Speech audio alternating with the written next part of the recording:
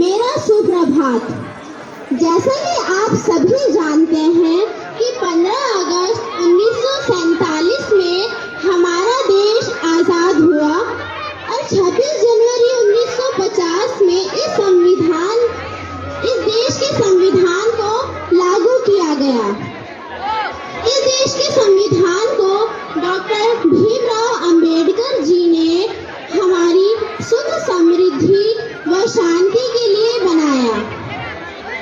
इस देश के संविधान को बनाने में कुछ 2 वर्ष 11 माह व 18 दिन का समय लगा। आज आप सभी के समक्ष हम कक्षा 11 व 12 के कुछ छात्र छात्राएं एक नाटक प्रस्तुत करना चाहते हैं।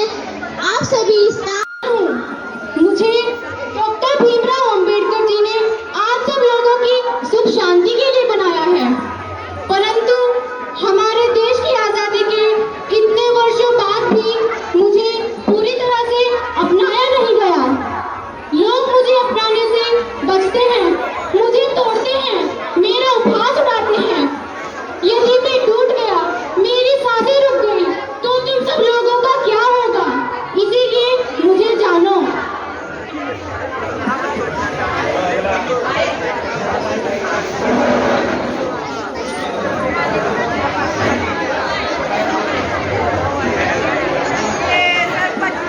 पापा, मुझे ना एजुकेशन टूर पर जाना है आगरा।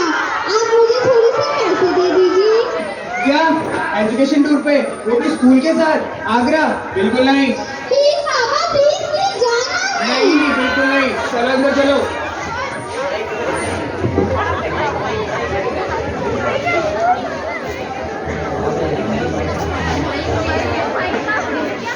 ठीक है, मैं करता हूँ बात पापा से टूर की।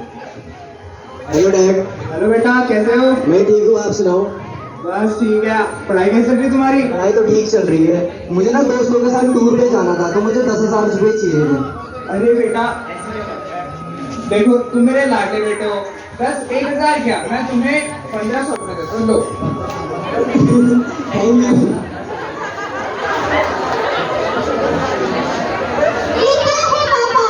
आपने मुझे तो साफ मना कर दिया और भाई को 15,000 रुपए दे दिए। क्या मुझे जीने का अधिकार नहीं है? मेरी कोई इच्छाएं नहीं है? हाँ है, जीने का अधिकार। संविधान में सभी को जीने का अधिकार है और ये अधिकार तुमसे कोई नहीं छीन सकता।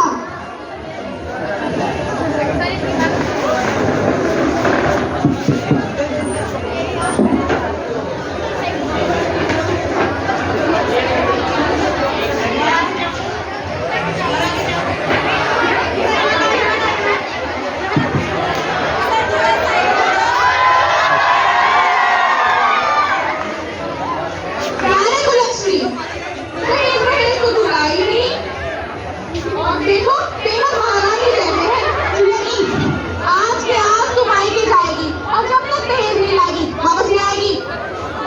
नहीं माँ जी, मेरे पिताजी बहुत गरीब है। अच्छा, तेरे पिताजी बहुत गरीब है तो क्या जरूरत थी तुझे हम जैसे रईसों के पल्ले मारने की? अब सुन, तेरे पिताजी मजदूरी करे या ठेकेदारी करे, तू आज के आज दहेज लाएगी? नहीं माँ जी, अब मैं अपने पिताजी से दहेज नहीं लूंगी।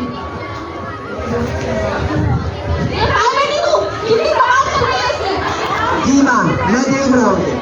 अरे तो देख क्या रहा है, कुछ कर इसका। जी मैम, अभी ठीक कर पाए।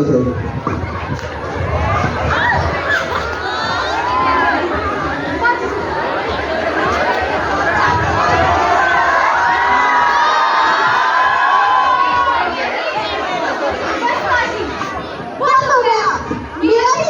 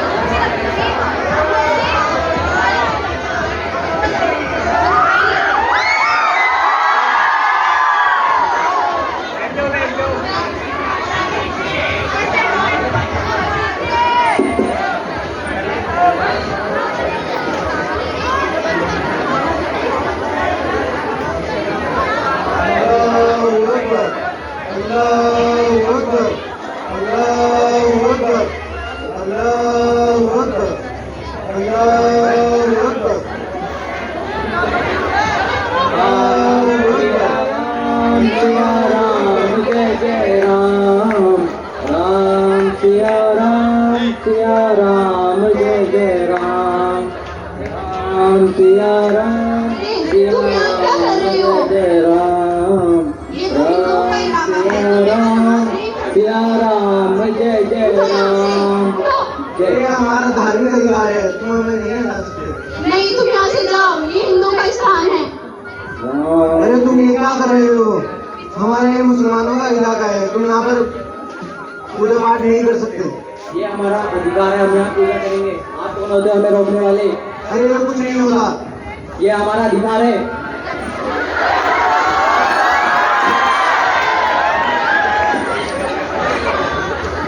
सही बात है, भारत एक धर्म निरपेक्ष देश है। यहाँ पर हर किसी को अपने अपने धर्म का पालन करने का पूरा अधिकार है और ये अधिकार तुमसे कोई नहीं छीन सकता।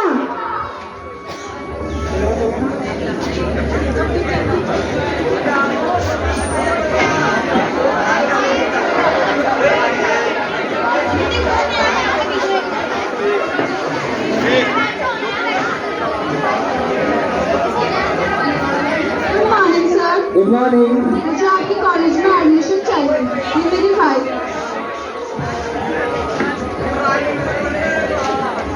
अरे वाह, तुम्हारे तो काफी अच्छे अंक आए हैं यस सर, और तुमने अपने स्कूल की परीक्षा भी उत्तीर्ण की है। Yes sir. पर बेटा, हम तुम्हें अपने स्कूल में एडमिशन नहीं दे सकते, लेकिन क्यों सर? क्योंकि बेटा हमारे इस कॉलेज में बड़े बड़े अधिकारियों और नेताओं के बच्चे पढ़ते हैं, इसलिए तुम्हें इस स्कूल में एडमिशन नहीं मिल सकता। मैं मजदूर की बेटी हूँ तो क्या हुआ? मुझे सरकार द्वारा छात्रवृत्ति प्राप्त हुई है और मुझे शिक्षा प्राप्त करने का पूरा अधिकार है। हाँ है, तुम्हें है। संविधान में हमारे देश के सभी नागरिकों को शिक्षा प्राप्त करने का पूरा अधिकार है।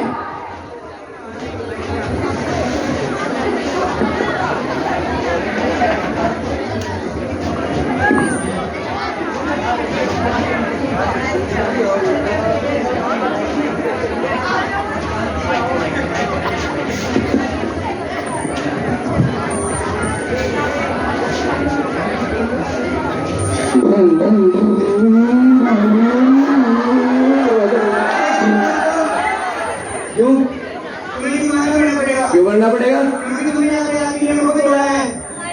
तुम जानते नहीं मैं मंत्री का बेटा हूँ। तो क्या हुआ? क्यों करना पड़ेगा?